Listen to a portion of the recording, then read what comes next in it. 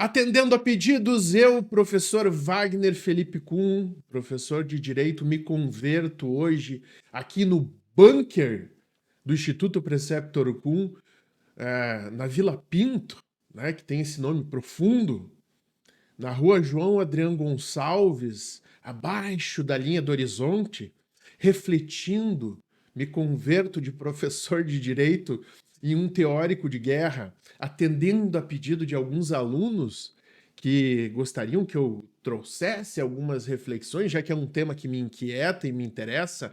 Mas, professor Wagner, que interesse é esse que você tem na Ucrânia, nesse país distante?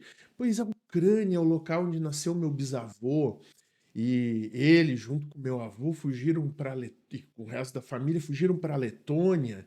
E mais uma vez lá tiveram que fugir dos famigerados soviéticos.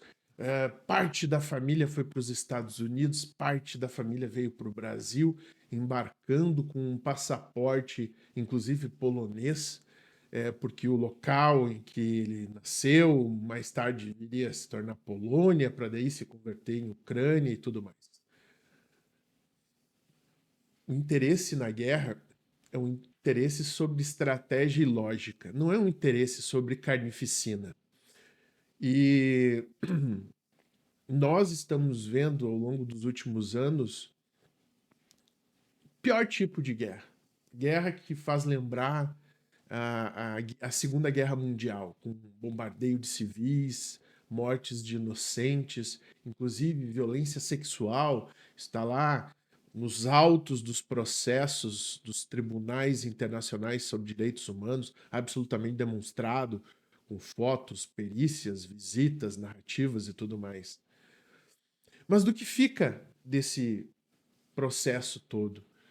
Fica que um país relativamente pobre, não central, sem armas nucleares e sem um exército muito vasto, e que seguia mais ou menos a mesma doutrina militar, conseguiu se reinventar para rivalizar o segundo maior exército do mundo, a maior potência nuclear do mundo, da história, a Rússia, um dos países mais vastos e ricos em recursos minerais.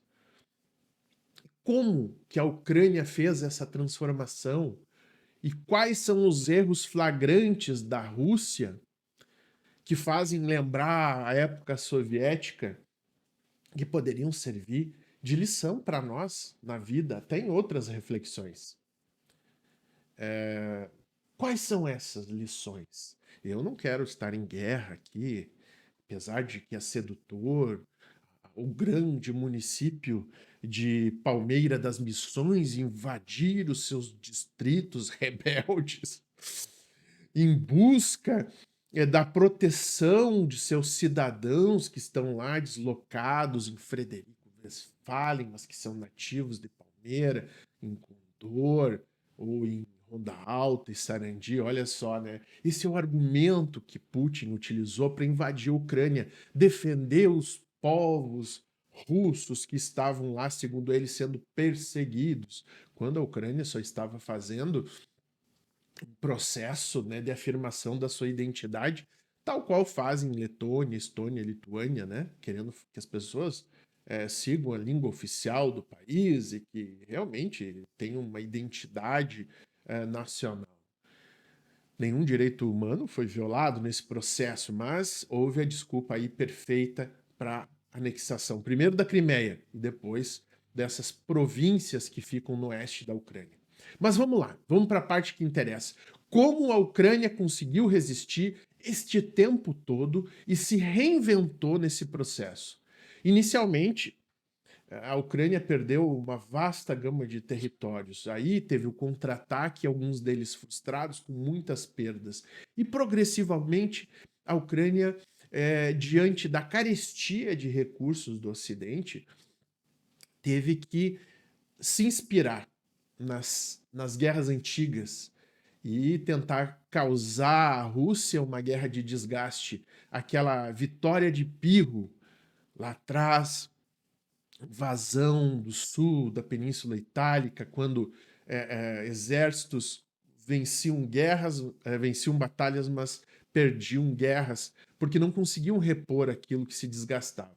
Bom, mais ou menos foi isso que aconteceu. Dentro do padrão soviético existia uma forte hierarquia e centralização de decisões.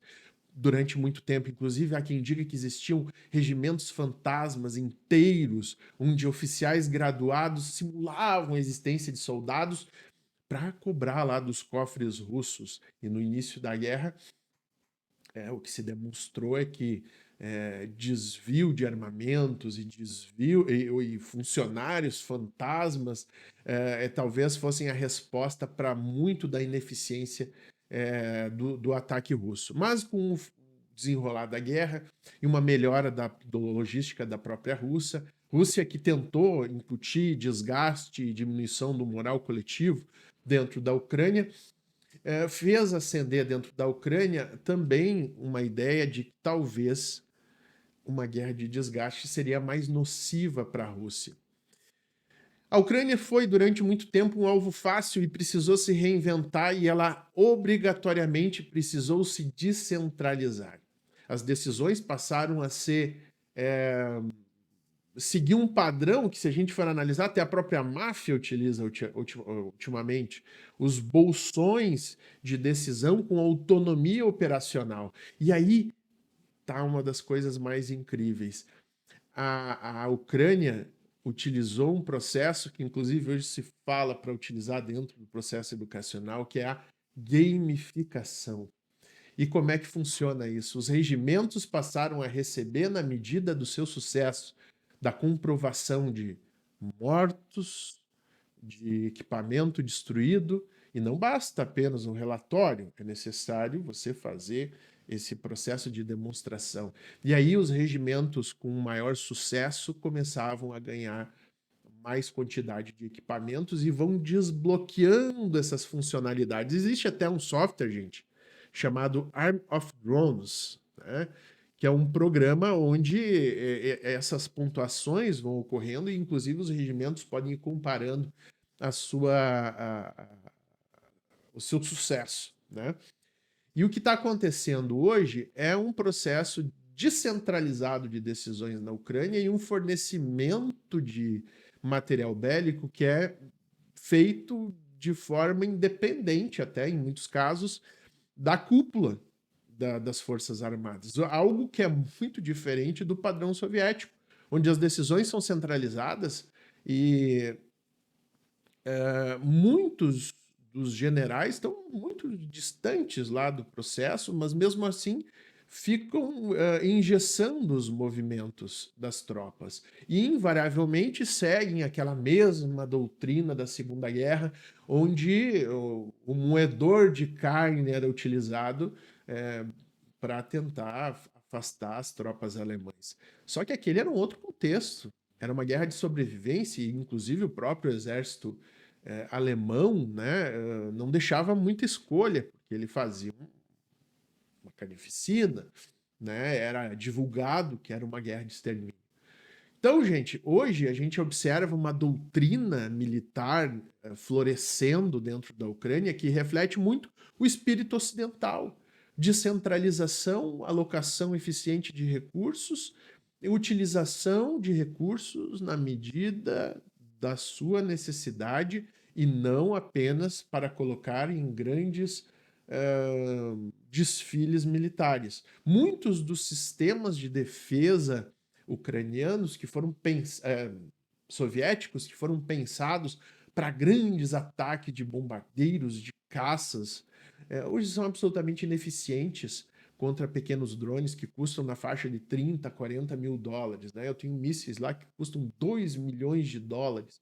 Então, as defesas ucranianas têm sabido utilizar isso no processo de incursão que ocorre por parte dos russos soviéticos, né? Porque eles próprios empunham, colocam a bandeira soviética sob seus tanques para tentar amedrontar o adversário. Mas os ucranianos, né, que integraram muitas das campanhas militares soviéticas, né, na época em que ainda eram pertencentes a essa famigerada unidade humana, Eles conhecem bem as fraquezas desse processo todo. Basta dizer que existem livros de estratégia militar alemães do século XIX que já falavam sobre como mover tropas, eventualmente com espaçamentos e com sistemas de linha e com uma série de situações onde você evita emboscadas.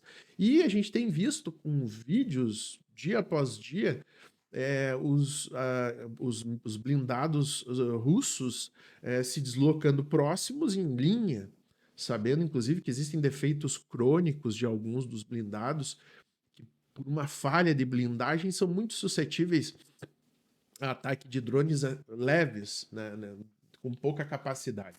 Então, hoje temos duas doutrinas militares em evidência e um enorme sucesso da doutrina militar ucraniana. É um sucesso? Sim, é um sucesso. Resistir 4 anos é um sucesso. O segundo maior exército do mundo.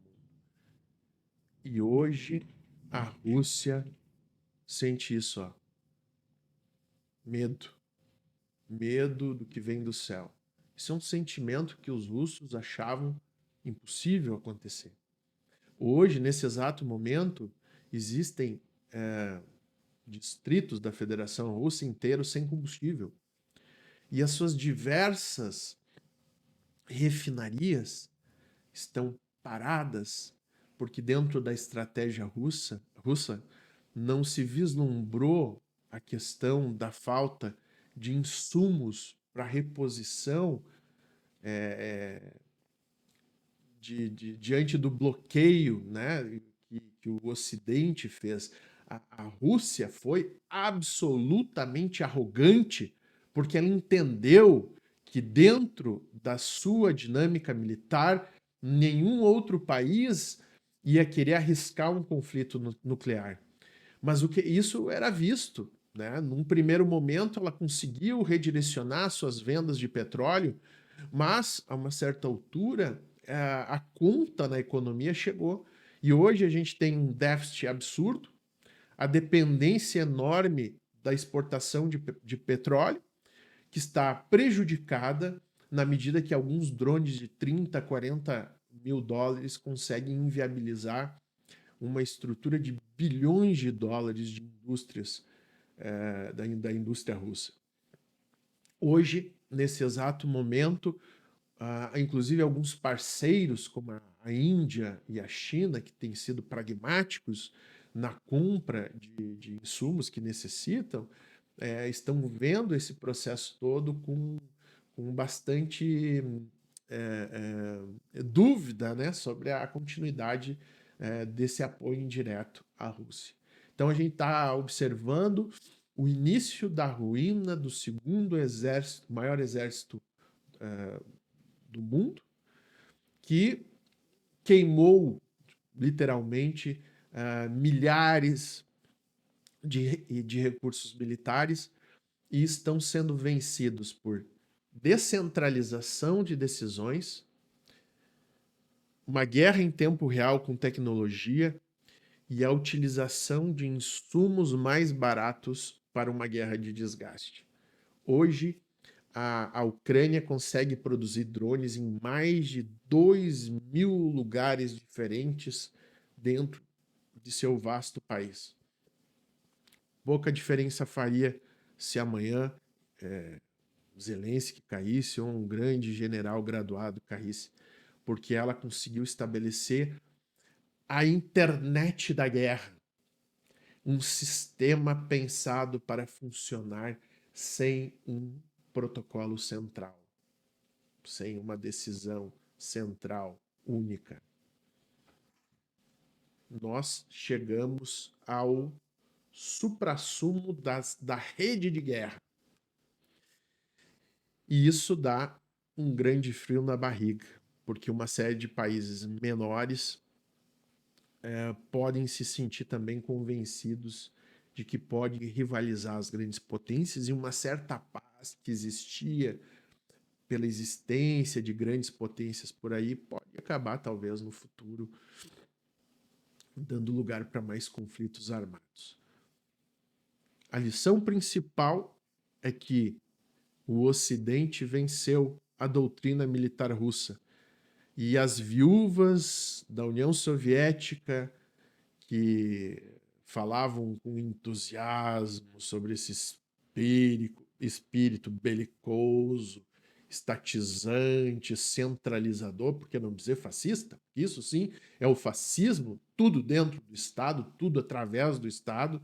Esta economia de guerra que se converteu à Rússia começa, né, a analisar que talvez esse não seja um caminho muito bom. Na torcida para que esta guerra infame termine, aqui Wagner Felipe Kuhn, do seu bunker na Vila Pinto, para você que é interessado em estratégia militar. E chegamos à época da gamificação do conflito.